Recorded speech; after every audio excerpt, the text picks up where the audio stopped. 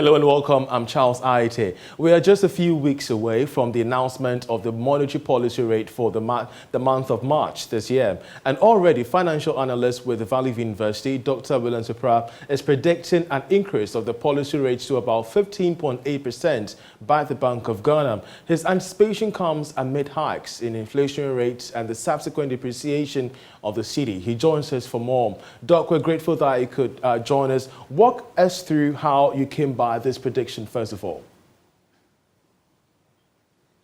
Good afternoon, and thank you very much to your view. I'm very grateful up of the monetary policy rate the monetary policy rate as against our inflation rate. So I just compared the two rates for 2021, and I noticed a trend that averagely the monetary policy rate is higher than the inflation rate by 3.5%. So the moment in February 2022 where our inflation rate went up to 15.7%, it gave an indication that we may have to set the monetary policy rate above our inflation rate. Also, I'm sure as a country, we are very cautious not to distort the economic situation. Currently, we also have an issue with a currency devaluation, whereby I have already mentioned that to be able to solve it in the short term, we may have to see an increase in interest rates in the country. And mostly interest rates going up is tied up to the monetary policy rate. So putting these two together and knowing the average interval between the monetary policy rate and inflation rate, that is why I've predicted a 200 basis point increase in our current monetary policy rate coming up in February. I've also mentioned that should government try to address the issue of how our cedi is devaluing, government may have to then increase it by about 470 basis points. That is to 19.2% monetary basic point. In fact, this will be a major impact on the economy in the short term. It has both advantages and disadvantages. And so this is the reason why I've made the prediction that our monetary policy rates by Friday may have to go up by between. Cost of living. How is it going to affect the cost of loans and credits for entrepreneurs especially?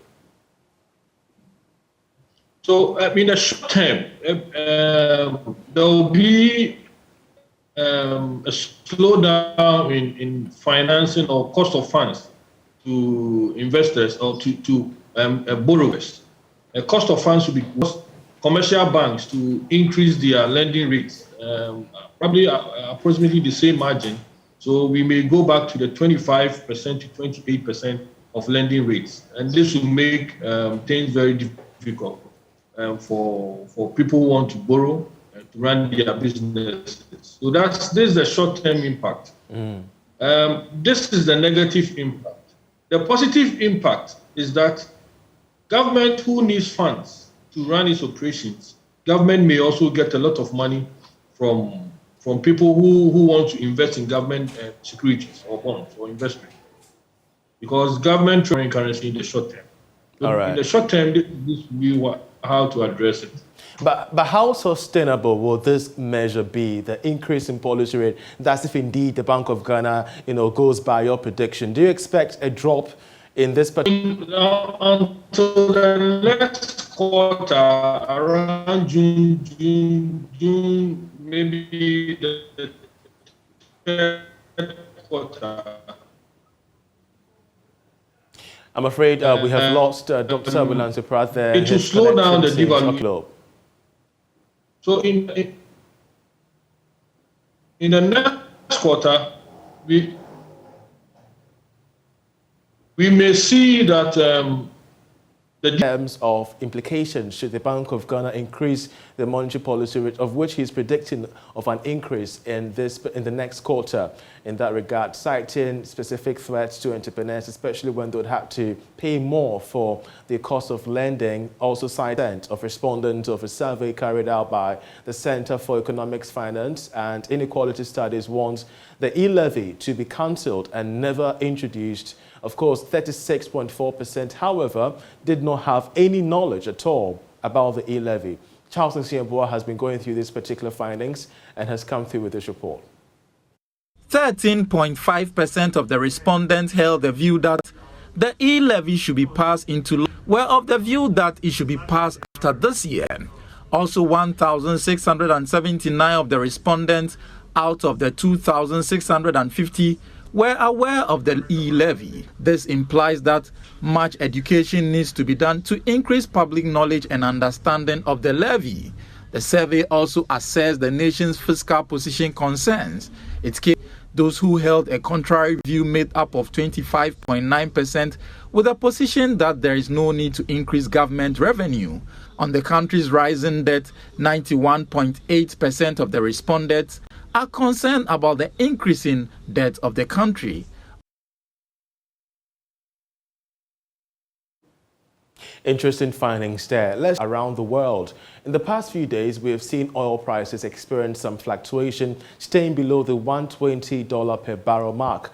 But how are things likely to fare this week, and should we be concerned here in Ghana? Dr. Yusuf Sulemana is a petroleum expert monitoring development in the global market and joins us for more. Doc, first of all, how are global oil prices looking? Are we to expect some favorable fall in crude this week? Yeah, thank you very much. If you look at the market just a few weeks back and what we have now, I mean, we can say that we are heading towards, a kind of a bearish, sentiment. I mean, it's now coming down. It's not that hot before. And then what's interesting is this came just after the announcement the U.S. president made, President Joe Biden, that they're going to put Russia energy sector into this sanction regime. So analysts and pundits were thinking that, this kind of news is a news that we call a bullish news. All right. It means that it's a news that will have impact on supply of Russian oil to the global basket. And so when Russian oil is impacted, into the global basket, what we're expecting is that prices should have gone up. In fact, when I heard the news, immediately I thought maybe oil price would have skyrocketed again to 140. Unfortunately, a couple of factors quickly.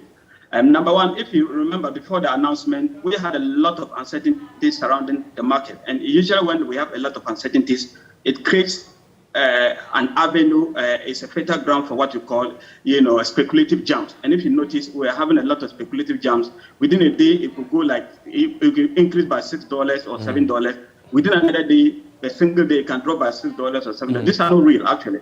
I want to hold you on that particular thought, because we are seeing demand for the commodity also shoot up with supply somewhat along the global line. Yeah, sure. We should be worried, because if you look at the market trajectory now, if a commodity high prices is as a result of supply, restrictions, then demand growth, then we should be worried about that. Actually, if these high prices were due to robust in demand, regardless of whatever supply we have, nobody should be worried about that. But the prices as we have now, and you are right, it's largely due to supply restrictions than demand growth. And so if we don't work on the supply side, I think we should be 108 thereabout as it's peak now. It is still high in my humble opinion. If we have it below the 3-digit figure, let's say below 100, I think that's the best time consumers can bring a huge sign of relief. But until now, where it is, I think it will be difficult to have the cooling effect. Albeit it is still good. Because we are seeing a trend in the downward direction, which is a good thing. Great. It's a positive news for the consuming public, yeah. But even as we haven't, how much can this be a threat, especially once again to consumers? Yeah, so yes, equally as much as high oil prices is a threat to consuming public with respect to what the consumer pays at the pump, equally cedi depreciation has a similar effect, if not even more.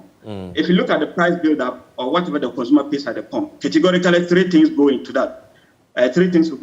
One will be the exchange rates, which you are just talking about. This component, when they take any trend, will have direct impact on the prices. So yes, if even the oil prices in the global front are taking the bearish stand, which is good for us as consumers, and then we still have fluctuations or depreciation or devaluation of the cedi, I think it is still going to be it's still not going to inure to the benefit of the consuming public. It seems we have a long way to go in keeping faith alive to ensure that things get much more leveraged within the global space and its effects here in Ghana. Well, let's now shift to the agri sector because an agri consultant is calling for investment into greenhouse farming to address the rising youth unemployment in the country. We have more in this report. Greenhouse technology has promoted and redefined the production of vegetables.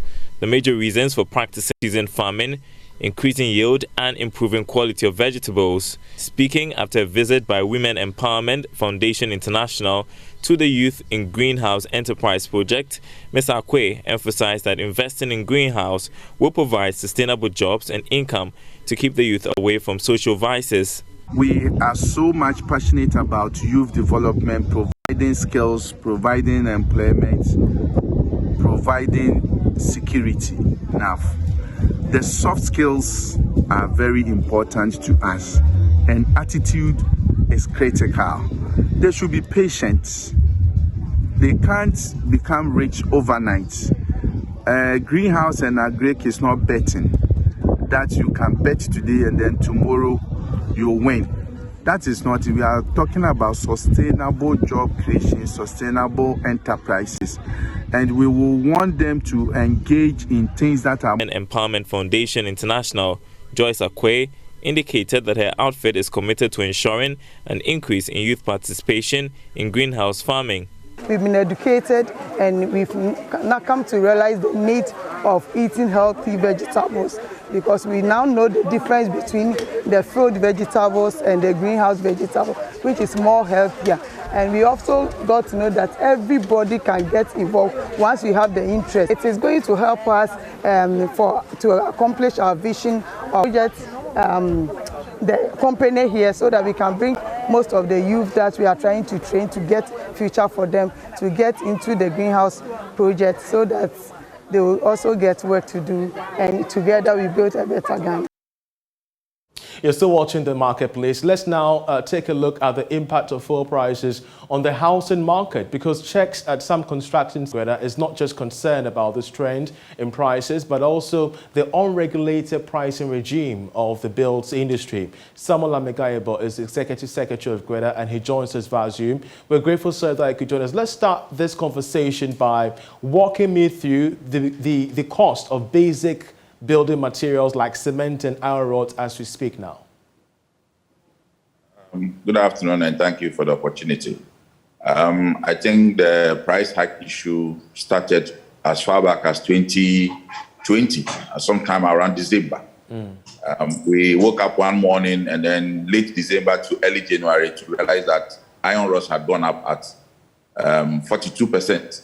Prices have never stopped going up. It keeps rising by the day. And then they will attribute it to freight costs, because most of the shipping agents are saying that the crude price has gone up, and so they are charging so much. And then generally, international prices also went up because they blame it on COVID. That because of COVID, most of these plants had shut up, and so shut down, and so they could not get the quantities that we all needed around the world to use. So I think demand and supply issue, and we're taking advantage. But I mean, within the last month or so, you go to market today, the next day it goes up. Sometime last week, I was doing a little project when I sent my people to go and get me some iron rods, and it had gone up around 27% thereabout. But I'm even hearing that it is going to be around 30% within this week, and it is just having untold hardship on our business. It's not fair to the market at all. And it's been a big problem since then. Indeed. Of course, you worry about the unregulated pricing regime of these materials. Why is that, and how can this be resolved? I think in most cases it can be done locally. But then the issue of taxes, I think when the 2020 issue came up, my argument was that if government was if we are importing a product at say 100 Ghana cedis, and government has a tax component which is a percentage based on the base price, the tax automatically also goes up. So if the tax on 100 cedis was 10%, it means that government was going to get 10 cedis.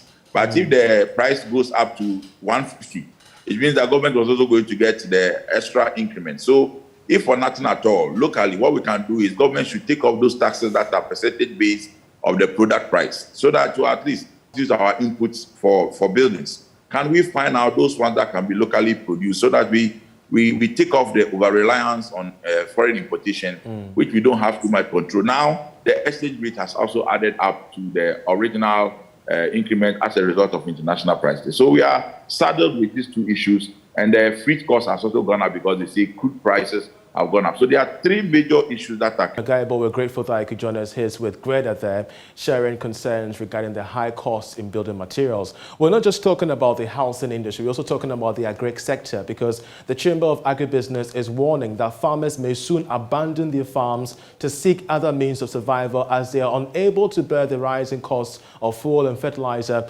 as the planting season approaches. The Chamber is thus predicting an increase in food prices by at least 25% in the coming weeks. Anthony Morrison is CEO of the Chamber of Agribusiness, and he joins us on this. Anthony, that's quite a gloomy to global development. Yes, thank you very much, and very good afternoon to your viewers. Yes, of course, global development and the global logistical disruption have been a major challenge. But I think that issues here in Ghana as to our national policy, non-alignment, government commitment to its own project, other challenges. Now, if government was in a position, for instance, if they had cleared the bills on the fertilizer importers, have cleared that of the seed suppliers, and have made sure that we have enough storage, agro input, all other challenges, all these issues wouldn't be around us today. We need to be more proactive with what we do with agriculture, because it's a matter of food security as in one. It's an area, so we need to pay a major attention to this industry. Now, you see, the constant change of fuel pricing is also having an effect. Cost of plowing has gone up, cost of fertilizer have gone up, cost of agro inputs have gone up, seeds have gone up, cost of labor on the farm have gone up. And you will see that the budget that farmers have made towards this season has to go up by almost 50 to 55%. And if we want to be realistic, we should be also increasing food prices at least by 25. Now, what's going to happen is that more farmers who will not be able to plow the same acreage they did last year may do maybe 5 acres instead of the 10. Those who can't afford it will have to disband it and come to the cities to look for non-existing jobs. So the situation is quite alarming. We need to get government into the various districts, various agricultural sectors of the country, and make sure that we mitigate some of these impending challenges. You see, you may think that it's just the rhetoric of it, but when food prices go up, people will say, "Oh, but we have food." Indeed. Indeed. But Anthony, yes, I do appreciate that point, but I wanted to take a listen to Seth Akoto, because he is a crops director at the Crops Directorate of the Agri Ministry. In context of the state of affairs with regards to the Plan for Food and Jobs program, he's predicting hard times for this ambitious program due to, once again, as I stated earlier in my introduction, the Ukraine-Russia conflict. Take a listen to him. The volumes of fertilizer that you thought you could distribute last year, you couldn't achieve that. And what is happening in the international market, supplies will be a challenge. And as a ministry, we have anticipated that based upon what happened last year. So instead of putting all our eggs in one basket, you are trying to expand the organic base. Anthony, you did hear him there. Of course, instead of putting all their eggs in one basket, they are trying to expand the organic base. Your response, briefly. Yes, of course. Organic base cannot expand on its own. It requires a policy, and he's a director. He knows best. Policy on which most of the investment we drive. So we need a policy on the Ghana's organic industry, where, for instance, we can say that in each district, in every region, we should declare a district that is organic free. Now, we also need to look at the local content for agriculture promotion. What is the local content we are giving to the indigenous companies? And what kind of exemptions or tax leverages are we providing for them? We need to spell all this in a policy. You see, last year, the Economic Intelligence Unit was very no commitment, major keys, major factors why we are not driving agriculture. And we need to show that, because that is the key that other investors can see. And a long-term agriculture policy are very critical to drive the agriculture and the transformative narrative towards achieving our food security and the sustainable development.